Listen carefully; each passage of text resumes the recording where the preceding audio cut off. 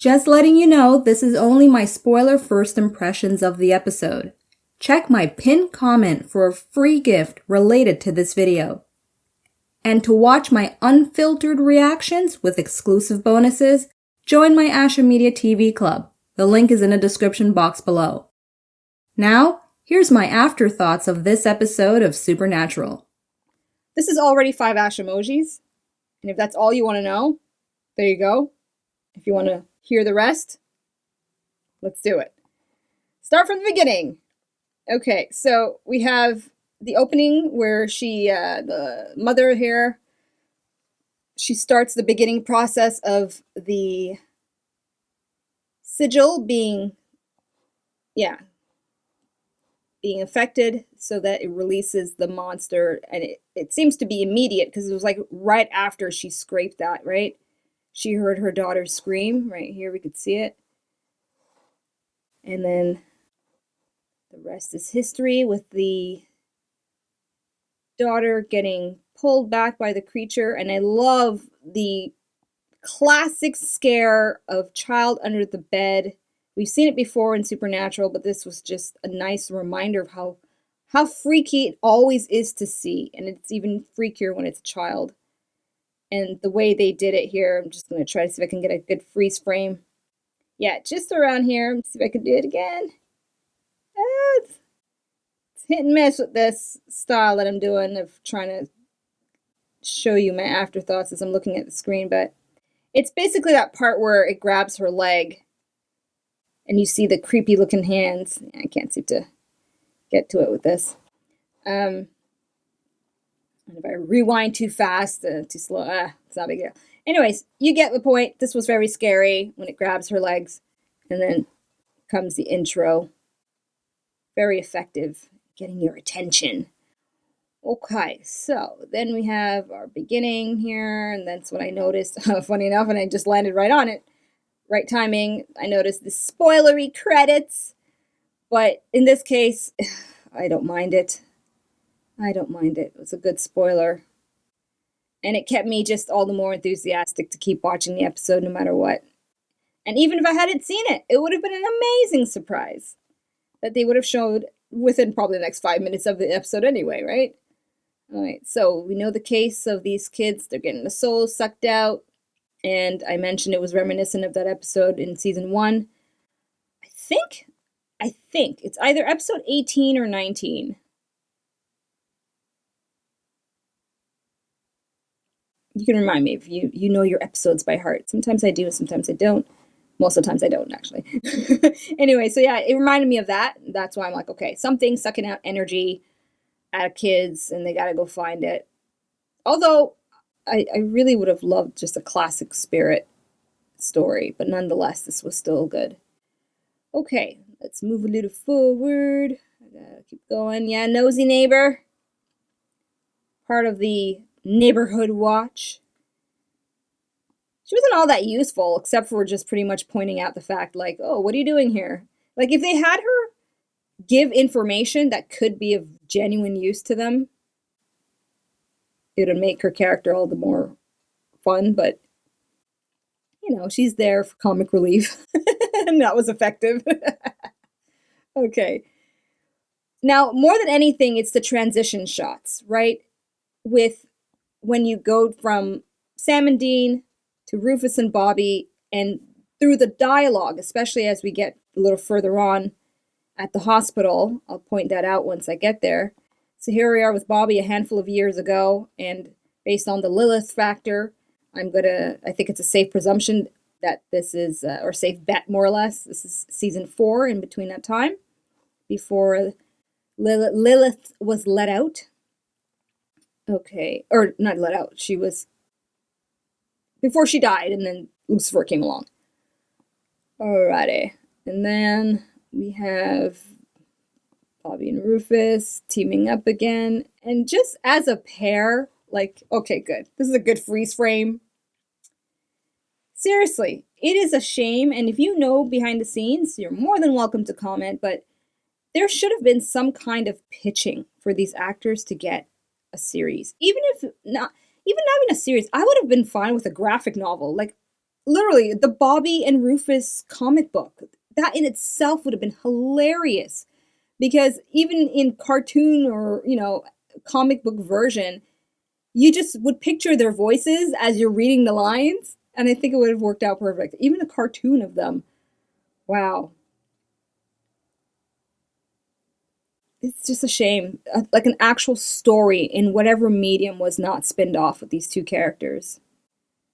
But if you know for a fact there was attempts at it, perhaps by Jim Beaver, or even Steven, let me know. I'm curious about that. Anyway, let's move along. Yeah, they're in a haunted house. A couple of familiar faces. You know me, don't remember names, but in this case, it's nice to remember from what property I've seen them from. This lady here, I remember her first name is Holly. She was in a couple of episodes of Arrow. And then the mom, who they saw at the beginning, she was in Dexter. All right, and then here, being in the same motel room, just even that small touch, but significantly cool to watch. And then having Dean here be at the same position that Bobby was at. It's all that I really enjoyed. It's all that I really enjoyed it. I don't want to be too repetitive on it. The transitions between the two was just great, and how even just this part here, right? Why he didn't finish his sentence, and they give you the payoff at the end as to why. Ugh. Wonderful. I'd have to say this is my favorite Bobby and Rufus scene, though, of the whole episode. Maybe it's because it's just so contentious. Which makes it all the more terrible how they wrote Rufus to die the way he did. I won't harp on that, though, but I don't forgive it.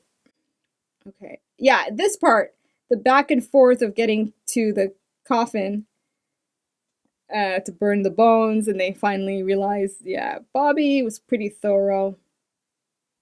It's a nice, also great parallel to see experienced hunters versus, well, just slightly inexperienced hunters in terms of years on the job.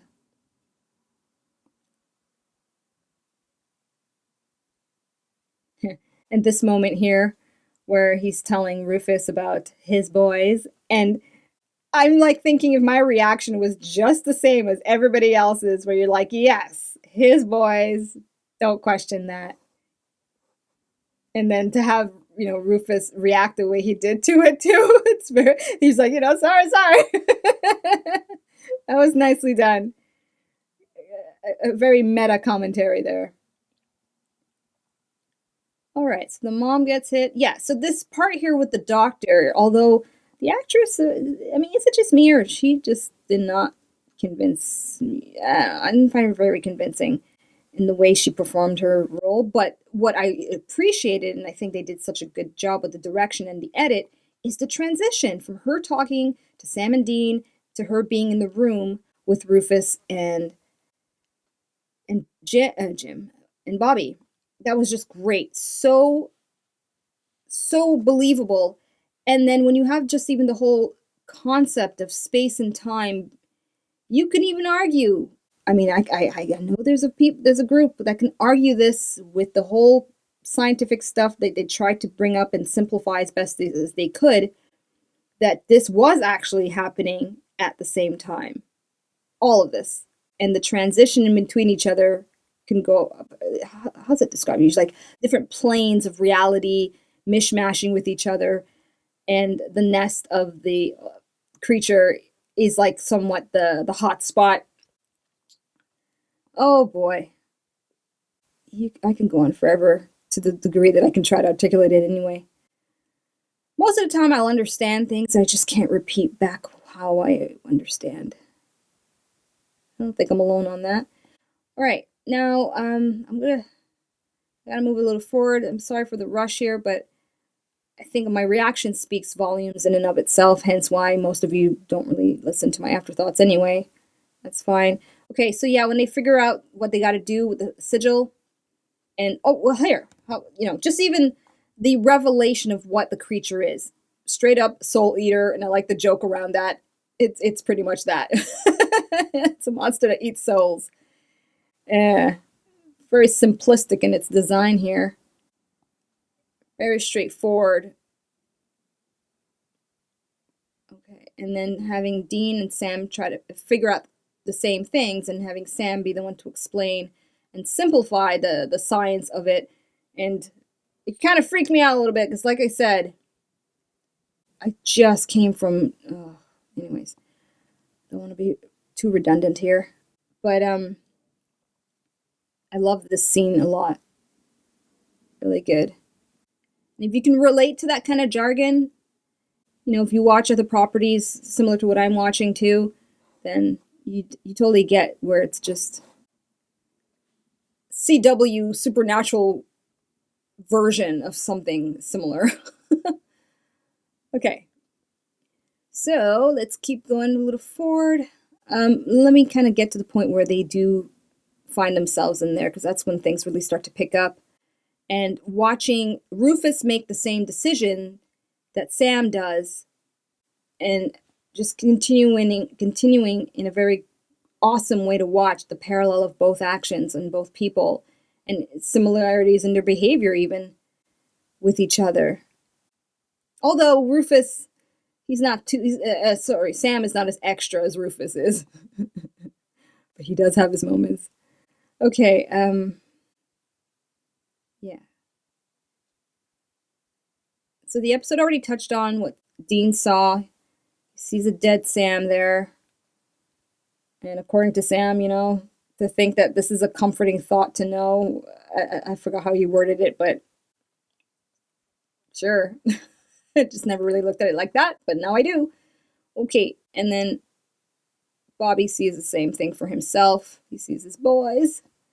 The only two people he loves in his life at that time. Okay. Now, the environment. Let me just kind of touch on the environment. I can do that for 30 seconds. So each of them respectively seeing the ghost or the soul of the person, of the victim that they're working on for their case. Dean sees the little girl, Cat. That was his name, Cat. And he sees this little boy who I don't remember his name for, but... And then eventually, I thought it was going to take maybe... Well, I didn't think it would take that quick, but I guess it makes sense, you know, as your soul's being drained, eventually you reach that point. Or I'm thinking after the fact now, perhaps the creature, maybe he forced that for them to see where they are, because maybe his presence causes them to see it, because he shows up as they're seeing the other people, or the other souls in there. Okay, yeah, here's good. This is a good one here to kind of summarize as best as I can. Sam and Dean both working together to close in on this creature, and they effectively get the job done. But not after some serious fighting, which I very much appreciate in terms of just action. And I stand by my statement. We don't get to see Sam fight too much, but when he friggin' fights, he goddamn fights. Like, seriously, I'm sure this has been a debate. You know, if Sam, well, then again, I feel we've had episodes like that, but they would hold back because of their emotions. But if we had two soulless Sam and Dean, who would win? Right? Two Sam and Dean that don't give a shit, and they gotta fight to the death. Who would win? I mean, we could easily say Dean, just because he's more skillful. And according to Sam, he is the best hunter. But, yeah. You let me know. Break it down for you Dean and Sam experts. Ooh, that could be my thumbnail right there. Okay, so let's get to the end. Because I have to wrap it up. And there's only so much I could say. I mean, aside from, it's amazing, it's wonderful. Yeah, I already touched on that part. Let's get to Sam and Dean.